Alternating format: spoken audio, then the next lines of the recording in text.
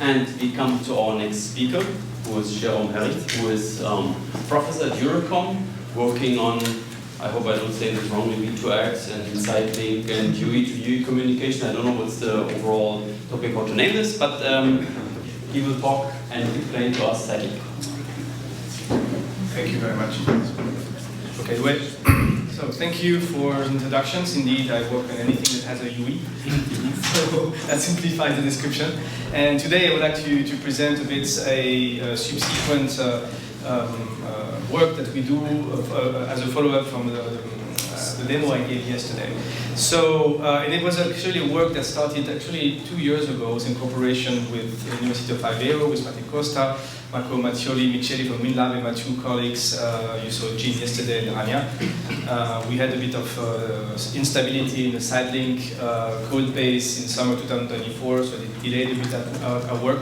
Since last summer we could resume it. So very happy to be able to present this work on Sidelink NAS functions. So yesterday I gave this demo on a UE mesh multi-hop network architecture based on OpenInterface Sidelink, 5GNR Sidelink code base with 3 UEs and a protocol called Batman to do multi-hop mesh. We showed it in a hardware prototype, and we also showed it in RFSIM. But of course, before we can actually be ready for what I call 6G mesh, there is a few things that still needs to be designed that was a bit hidden in a demo. It's the need for programmability and intelligence of the UE. In particular, if we use Sidelink in mode 2, so mode 2 means there is no G-Node-B, not even for orchestrating the resources on the PC5 interface, then the UE lacks total intelligence. Everything is hard-coded, or has to come from what 3GPP likes to say, from upper layers, whatever it means. So typically, if we make a parallel with G-Node-Bs, then the UE, if it doesn't have any G-Node-B and it has to have some intelligence on the PC5 interface, it is missing function that you usually get in the core network. It is missing also intelligence in the selections of the PC5 interface, the relay selections, the KPIs that you can get out of the Sidelink interface, and of course schedulers. Which all of them could benefit from, for example, for AI optimizations. There is a lot of papers on Sidelink schedulers for mode 2 that use AI to improve, but concretely you have to hard code that into the code base, which is not the most straightforward way of doing. Second aspect we can look from the UE is that it shares a lot of similar opportunities from the G-Node-Bs in terms of ORAN. We also have vendor lock-in, we have also AI control mechanisms in the UE RAN that might be required. We need intelligent and programmable UE networks and automation and manageabilities.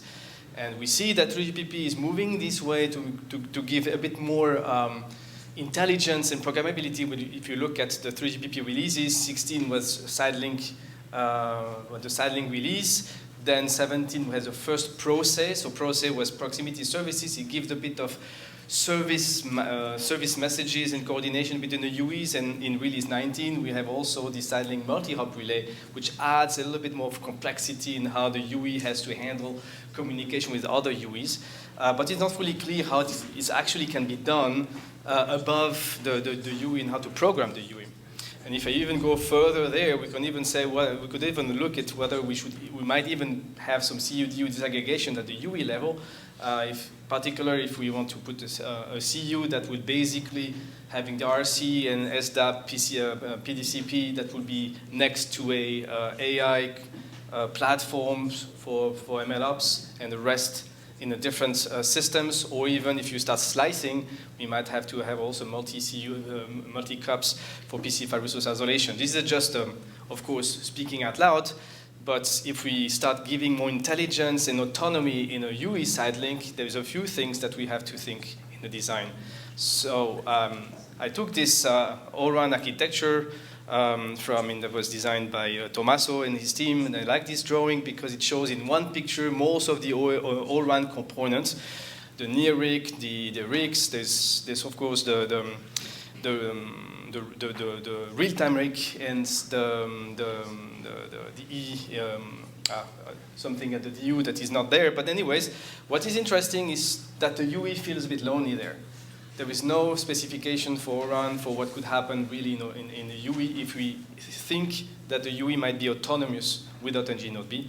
So that is something that we want to open potential architectures in that direction. So this is basically a envisioned architecture that Martin and I are trying to draw on a back of an envelope at some point in time. So obviously we see that there is the traditional UE architecture. We think that the UE would need to have a little bit of service from a side-link NAS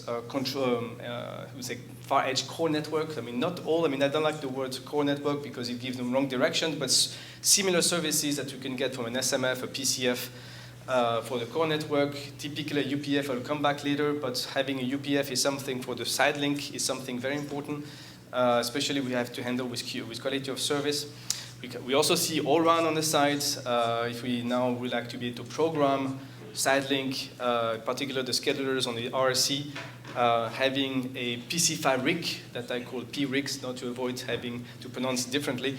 And you can also have P-apps that could program open slices between different UEs, for example. That's something that so far could be interesting to envision. But that's basically long-term and totally vision of mind's architecture. What we did was to simplify it by creating something we call the side link controller, and with the control plane and the user plane. So the side link controller has a PC5 and 2 interface with the RC, and behave more or less as an SMF for what the UE would need to have. And we have a side link controller user plane, which is something that has functionality similar to what a UPF would be. And we have a PC5 and 4 interface talking between side link control, side link controller, and side link control user plane. And obviously then packets leaving side link control user to drop to the STAP. And we have an example here of a programmable REST API to configure this architecture, typically to have dynamic quality of service structuring in the side link. And typically here we have this REST that is called add filter, and we put the TOS, the QFI, even though that as it is side link, it should be called PQI, sorry about that, and other informations. And we see a few of the native services that the P N2 interface could do to reprogram, to reconfigure RC, or to reconfigure the scheduler. Yesterday we saw that we had a TDMA scheduler, so we used actually this P-N2 interface to reconfigure the scheduler to have a TDMA scheduler for different UEs. So this is typically information that we can share with side link control. In a closer look, if we now have a side link controls, RC, side link U, and run, if we receive a post contribution on the REST API with an add filter, it triggers an RC reconfiguration request indicating the TOS, or the quality of service for IPv4, the QFI, the RC returns the error ID that has been configured. It stores it above. It stores the mapping QFI plus reader IDs just to be able to destroy it later if necessary. Then the side link control talks to the side link control U with the quality of service Q init request with the quality of service in QFI, which we configure the queue, 10 Hertz, 1 Hertz filtering. So far we implemented leaky buckets, but we would like to develop it further in the future. And once this is configured, then packet can flow to the run. And when we configured this, the side link controller for 2 different QFIs, so basically with what we call ultra-reliable latency flow and a default flow, so QFI 3, QFI 1, with a toss of 10 and 0, that's just for the IP packet we transmit, with one that is configured to 10 Hertz and the other one filtering at 1 Hertz. Both traffics comes at 10 Hertz, but one is filtered by the side link control U. And we see that in terms of packet reception rate, we basically have kind of a similar terms of reception. So we don't specifically drop packet, but we delay them. So we see that in 1 second we have a quality of a packet reception rate for the QFI3 of 40%, but 0 QFI1 because we basically dropped out of 1 packet out of 1, whether the other one has been transmitted. But what is interesting is the resources at the MAC layer, which is the ratio between 3:1 to 6:1 between the QFI1 and QFI3 and QFI1. In more details here, we can see a bit the Sidelink Control C, the REST API. I cannot really point with a laser, but you can basically see what happens on the screen. And Sidelink Control with the N2 interface when we configure the RSC and RSC confirm the reconfiguration.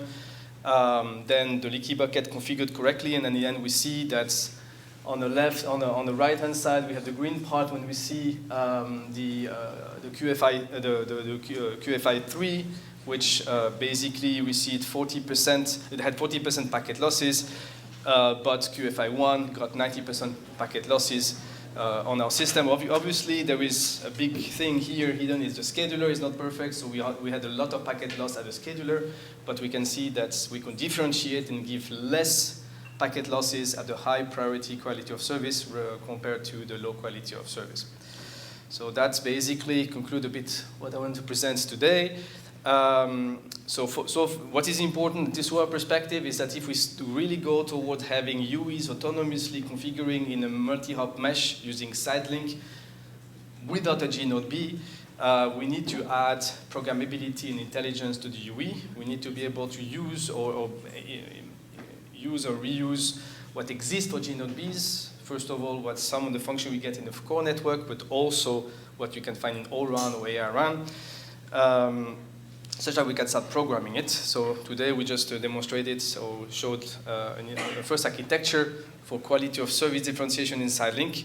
But what we would like to do in the future is start to implement really something more related to O-RAN, having an E5 interface, a PC5 RIC, and potentially also slicing the PC5 interface to be able to have differentiated services, typically for autonomous driving or if you have drones. And obviously implementing that on OpenInterface Sidelink and on our Sidelink RFSIM code that we also demonstrated. Thank you very much.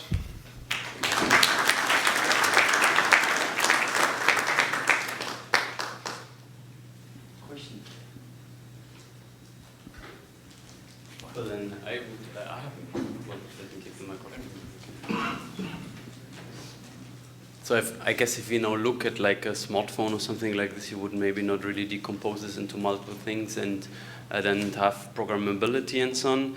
The one thing that I wonder is that, I mean, probably you have some other use cases in mind where you would really need this, or what would be the network layout and what would be the service. So maybe can you elaborate a little bit on that, where this would be useful? Absolutely. So I mean, the main use case that was basically driving what we did, even though that is not the most exciting nowadays, is platooning, because at the end you're going to have platoons that has to evolve in another environment where you have also Sidelink communication, but you want to protect the platoon communication system such that there is no interference between the two systems and the platoon remains string stable, for example. But we can extend that to different architectures, typically first responders. First responders, there was an even 3GPP use case description where the first responder has to go underground, they lose 5G connectivity, and they have to have multi-hop relays, and they can basically have UEs that can be reconfigured as a relay, but they have to automatically reconfigure themselves to be able to interconnect all the first responders in a depraved connectivity area, for example. You can have also that for drones, for example, when you might also want to have the drones communicating with Sidelink, but with some advanced intelligence that you, again, as long as you have a G-Node B doing something, then usually the G-Node B provides with everything that the UE needs.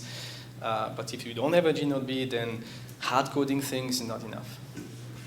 Okay, thank you. And I would like to also looking forward for having the Sidelink integrating the develop branch of Duranta. Yeah. Thank you.